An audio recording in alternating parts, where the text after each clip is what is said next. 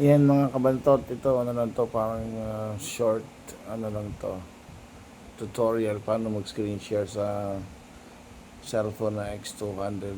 Yan, iangat mo lang yung ano, yung screen share dun sa taas. Inilipat mo siya, screen share. Yan, yan, lagay mo siya dyan para magamit mo. Tapos tap mo lang yan. Tapos mag-i-start na yan mag-record. Makikita mo yung ano naman dyan, may indication na nagre-record na siya. Makikita mo yan dyan. Hindi na makita eh.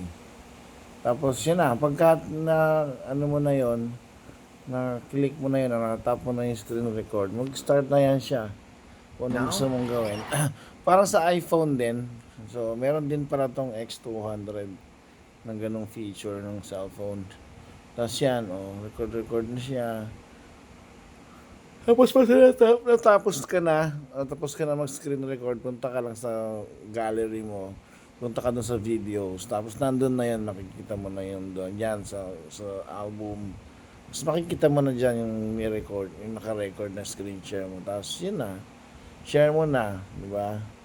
So yun. Sana may natutunan kayo kahit walang kakwento-kwento ng pinagsasabi ko dito. Alright? Thank you.